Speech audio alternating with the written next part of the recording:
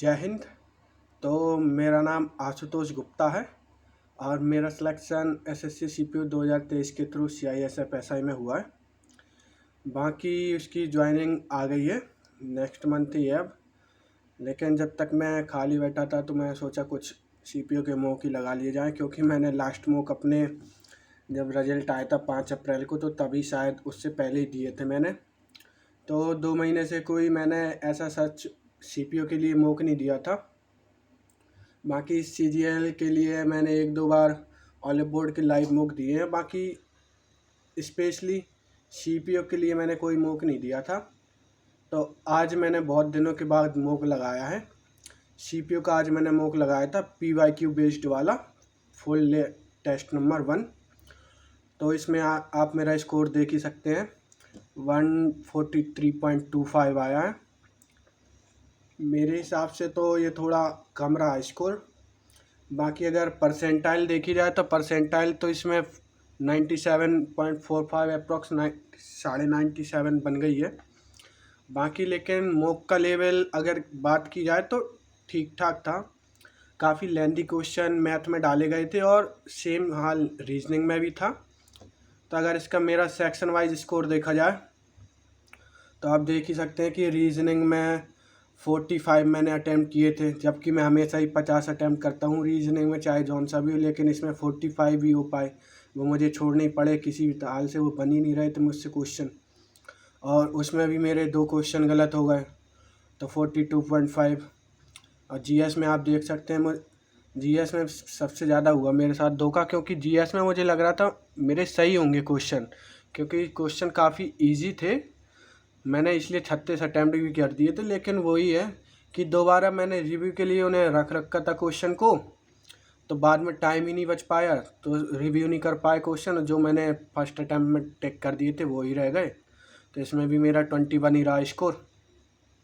और क्वांट में मैं ज़्यादातर तो 48, 49, 50 इसी रेंज में अटैम्प्ट करता हूँ। लेकिन इसमें आप देख सकते हैं मेरा अटैम्प्ट रेट भी 41 ही रहा, और जिसमें से 4 क्वेश्चन गलत हो गए, तो 37.25 रहा। 3 क्वेश्चन शायद गलत हुए हैं, 37.25। और इंग्लिश में भी देख सकते हैं, इंग्लिश और रीजनिंग मैथ में मैं इनमें हमेशा ही ज़्यादातर 50 में 50 करने की मेरी रहती है। तो इसमें भी मैंने 50 अटैम्प्ट किए और जिसमें से 6 गलत हो गए क्वेश्चन। 42.5 रहा स्कोर इसका भी। तो इसमें देखते हैं कि अब मैंने गलतियाँ क्या क्या की हैं और उन गलतियों को अवॉइड भी किया जा सकता था। मैंने बाद में जब एनालिसिस किया तो उसमें मुझे पता पड़ा कि उस गलती को मैं अवॉइड कर सकता था, ऐसा कुछ खास था नहीं। तो ये देख सकते हैं आप, ये रहा मेरा रीजनिंग का सेक्शन। तो पहला ही मैंने ये क्वेश्चन छोड़ा था जो इजी क्वेश्चन था, लेकिन वही है कि उस समय मेरा दिमाग ही काम नहीं किया और इसमें मैंने टाइम भी काफ़ी लगाया था और मैंने फिर सीधे स्किप कर दिया इस क्वेश्चन को। काफ़ी इजी क्वेश्चन था। इसमें करना क्या था कि 9 और 6 की गुणा करनी थी और 3 से फिर गुणा कर देनी थी। 9 × 6 × 3 करना था, जैसे 12 दूनी 24 और 24 थी या 72। तो ये सेम पैटर्न 1 में फॉलो हो रहा था। 21 थी 63 और 63 थी 189। ईजी क्वेश्चन था लेकिन उस समय दिमाग में नहीं आया मेरे।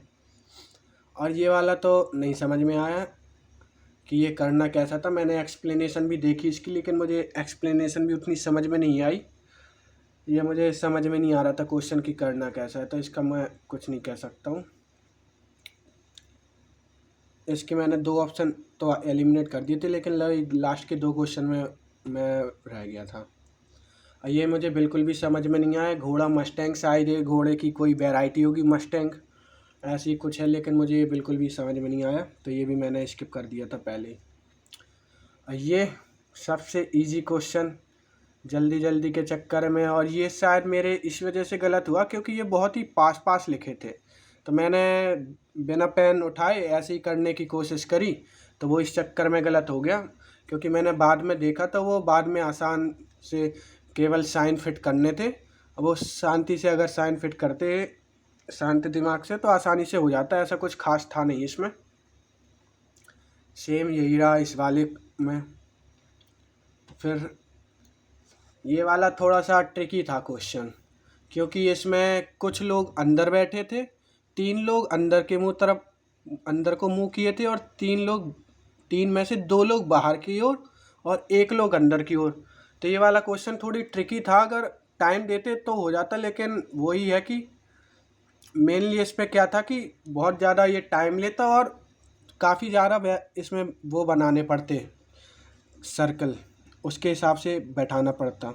तो मैंने पहली बार में छोड़ दिया था, बाद में अटैम्प्ट करने की किया, लेकिन वो हुआ ही नहीं, टाइम कम पड़ गया था। और ये वाला क्वेश्चन ऐसा था कि ये वाला भी मैंने अटैम्प्ट ही नहीं किया था, मुझे बन ही नहीं रहा था, लेकिन वो बाद में जब देखा तो वो एक पैटर्न था, मैंने वो पैटर्न देख भी लिया था, लेकिन वो जो ये बाद में 25 हर में स्क्वायर 25 जो ऐड हो रहा था वो 5 का स्क्वायर था। 5 मतलब इसमें 5 डिजिट थे, उसका स्क्वायर ऐड हो रहा था। मैं केवल 85 प्लस 25 कर रहा था, मैंने सोचा हर में 25 ही ऐड होना होगा, लेकिन वो जो इसमें था वो इसमें 4 लेटर थे, तो 4 का स्क्वायर 16 ऐड होना था। वही था कि इसमें टाइम नहीं बच रहा था, तो मैंने ज़्यादा कोई इसमें कर नहीं पाया मैं, और कोई दिमाग नहीं लगा पाया। और बाकी एक ये था, तो इसका भी समझ में नहीं आया मुझे। मैंने पहले तो अटैम्प्ट बहुत इसको टाइम दिया, मैंने 2 मिनट दिया, लेकिन वही था कि इजी क्वेश्चन था, मैंने इसको हमेशा मैं कर रहा था। 29 प्लस 20 मैंने इसमें किया, इसमें 19 मैंने नहीं जोड़ा, इसका जोड़ हमेशा मैं निकाल रहा था, तो 18 आ रहा था। 18 में चाहे मैंने 3 से 4 बार इसका जोड़ किया, वो हमेशा ही 18 आया। तो मैंने इसका तो 19 प्लस 20 करके देख लिया, लेकिन इसका 18 आ रहा था मेरा हर बार जोड़। तो मैंने जैसे ही 18 में 20 जोड़ा तो 38, वो मेरा आ ही नहीं रहा था। तो फिर मैंने काफ़ी दिमाग लगाए और भी तरीक़ों से, तो वो लेकिन इसमें नॉर्मली लगना था कि 20 ऐड होना था। और फिर जनरल नॉलेज, ये तो क्या ही कहना इसमें। शुरू में लग रहा था देख के कि अरे इतना इजी क्वेश्चन सारी करते जा रहा हूँ अटैम्प्ट, इसी चक्कर में मैंने अटैम्प्ट भी ज़्यादा कर दिए। शुक्र, जिसमें सफ़ेद घने पीले बादलों के बना होता सल्फ्यूरिक एसिड का, इस शायद मैंने पढ़ रखा है, लेकिन वो ये है कि मैंने इतने दिनों से रिवाइज नहीं किया है कुछ भी, तो वो मुझे ध्यान में ही नहीं आया। अरुण और वरुण, इनमें दोनों ही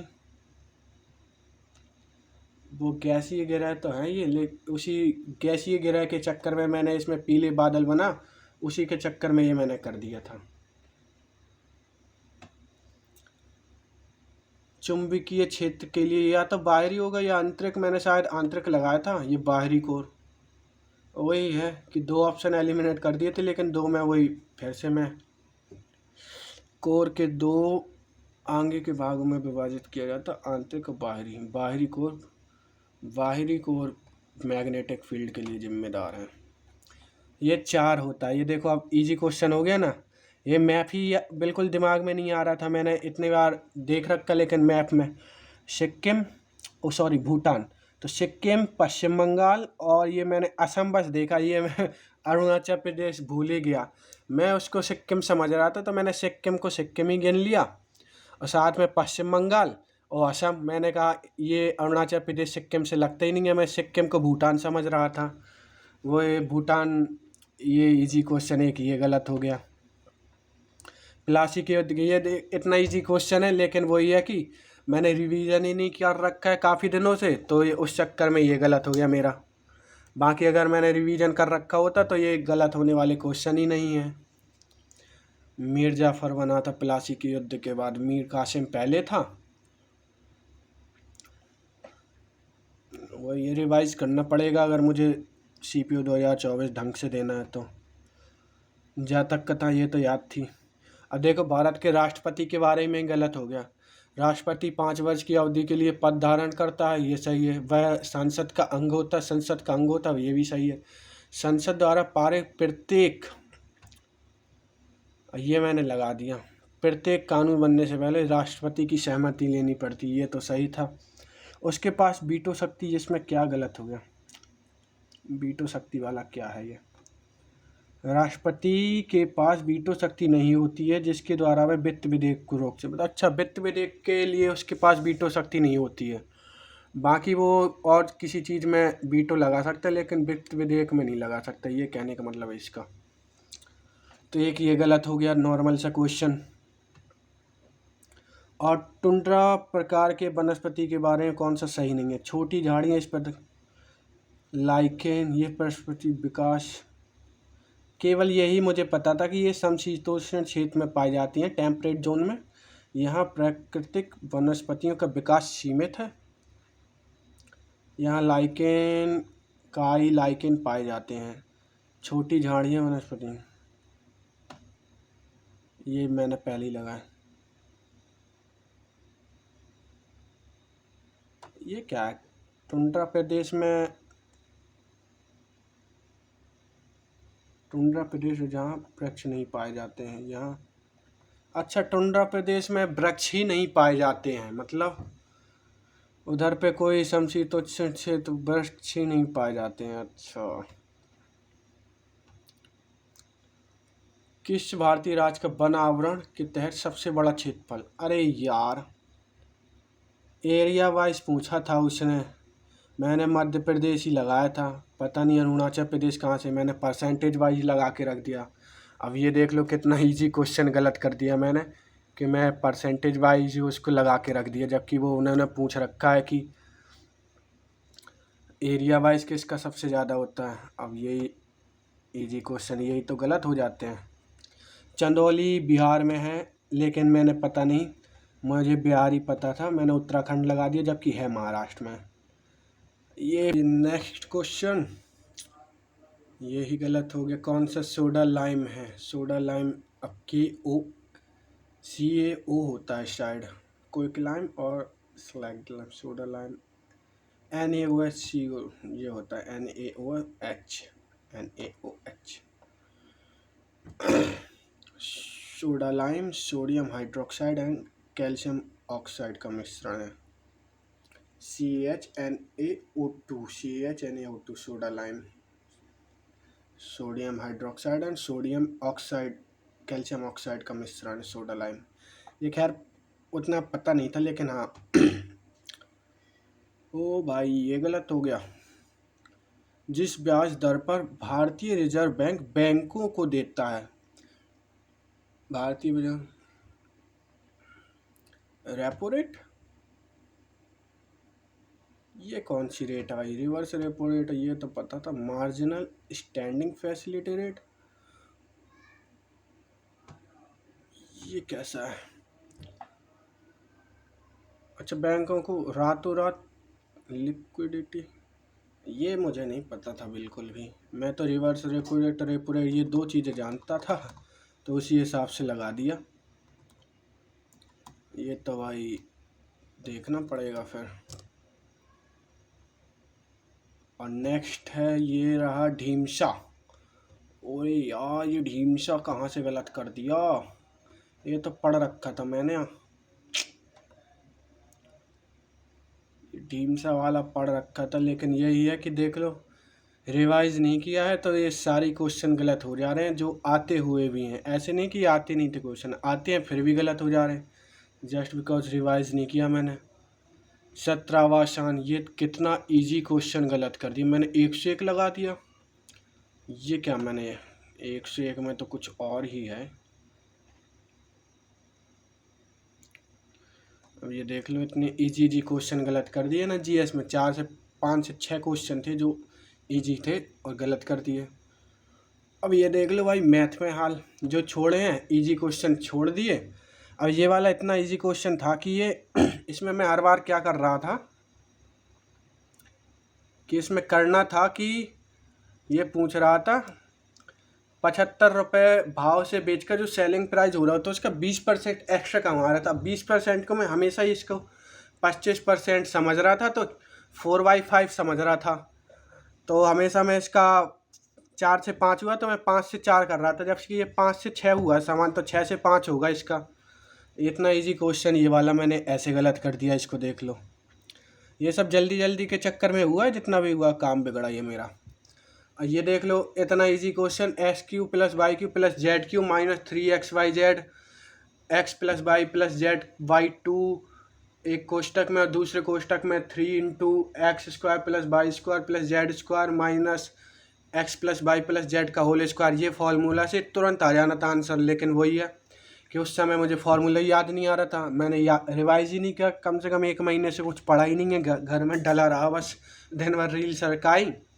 और आज ये हाल है कि जो आते हुए क्वेश्चन है वो भी गलत हो जा रहे हैं।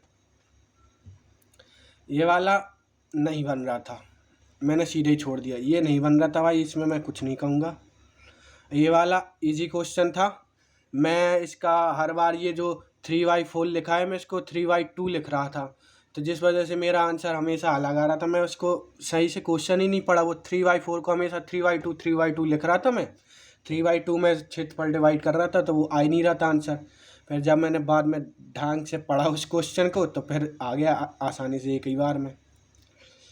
ये वाला भी इजी क्वेश्चन था, पहली बार में समझ में नहीं आया, लेकिन जब मैंने बाद में शांति से किया तो आसानी से पहली बार में बन गया और क्वेश्चन इजी था, ज़्यादा कुछ था नहीं इसमें।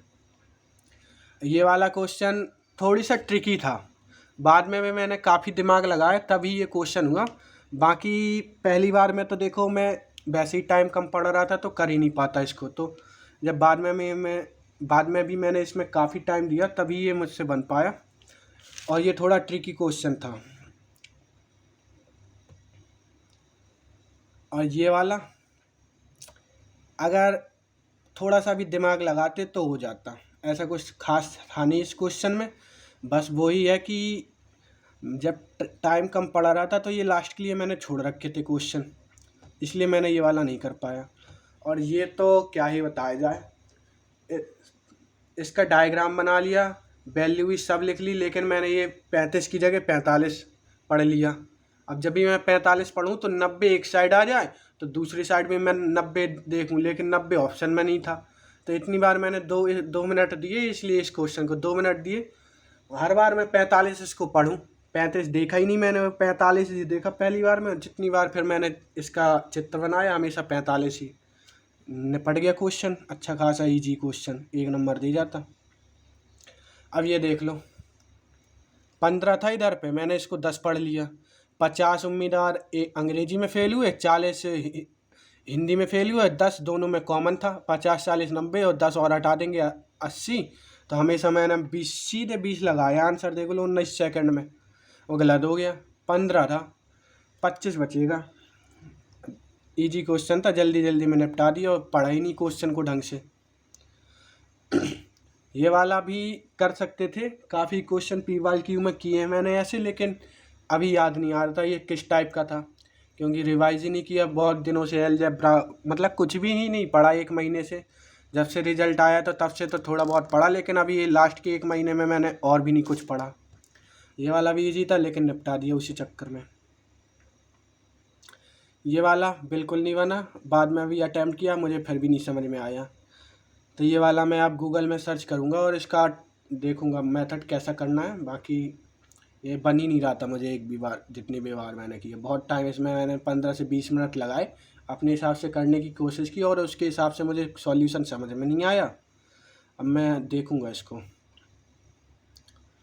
और ये वाला देख लो, इसमें क्या करना था, 3 थीटा मानना था, मैं हमेशा 2 थीटा माना, मतलब ये a+b जब 90 होता तो cos थीटा बराबर sin थीटा होता, तो ये 2 थीटा + 3 थीटा हो जाएगा, प्लस 54 बराबर 90, तो 54 घटाएंगे 36 बचेगा, तो ये 3 थीटा को मैंने 2 थीटा मान लिया, तो 2 थीटा बराबर 36, तो थीटा बराबर 90, थीटा बराबर 18, तो जब मैंने 18 90 रखा इधर पे तो मान ही नहीं आए वो। अब ये जब बाद में मैंने सॉल्व किया तो एक बार में आंसर आ गया, इतने इजी क्वेश्चन इसमें भी गलत कर दिए। अब ये देख लो इंग्लिश की हालत, ये वाला नहीं बन रहा था, डिफेयर की मुझे मीनिंग ही याद नहीं थी और ये बन भी नहीं रहा था वैसे भी। अब इसमें देख लो रियल में, मैंने आज उसके बाद ही मैंने वो क्या पढ़ी तो रियल में आया,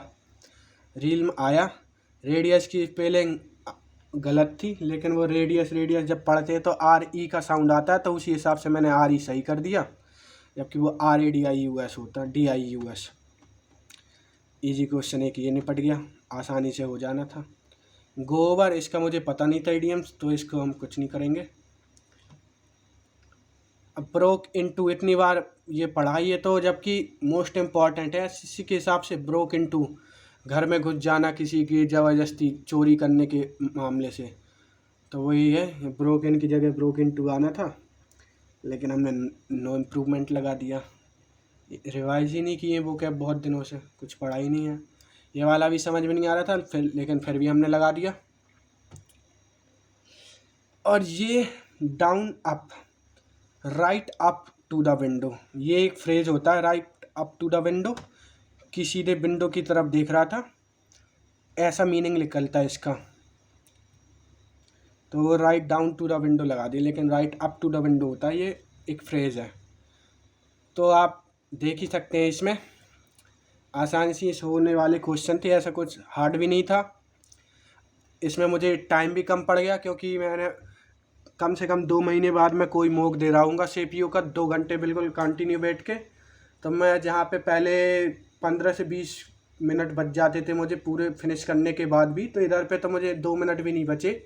लास्ट में मैंने 1-2 में तो तुक्के भी लगाए। तो वही है कि अब कंटिन्यू मॉक देंगे डेली। बाकी आप लोग बताइए, आप लोगों का स्कोर कैसा रहा इस वाले मॉक में, कमेंट बॉक्स में कमेंट करिए अपना स्कोर। बाकी अब कल देंगे PYQ सीरीज का दूसरा नंबर का मॉक, PYQ बेस्ड वाला। तो इस वाले में तो काफ़ी गलतियां हो गई। अगर यही गलतियां 10 नंबर अभी अच्छा हो जाता ना, मेरा 143 आया, यही मेरा 155 पहुंच जाता स्कोर, तो 160 रैंक बन जाती। अब आप देख लो कितना ही फ़र्क पड़ जाना था सीधे। तो वही है कि इस बार थोड़ा मॉक में कर नहीं पाए, लेकिन अब कल के मॉक में थोड़ा ध्यान देंगे इन सब गलतियों पे। कल का थोड़ी और अटेंटिवली देंगे मॉक। बाकी आप लोग अपना स्कोर बताइए कैसा रहा। धन्यवाद।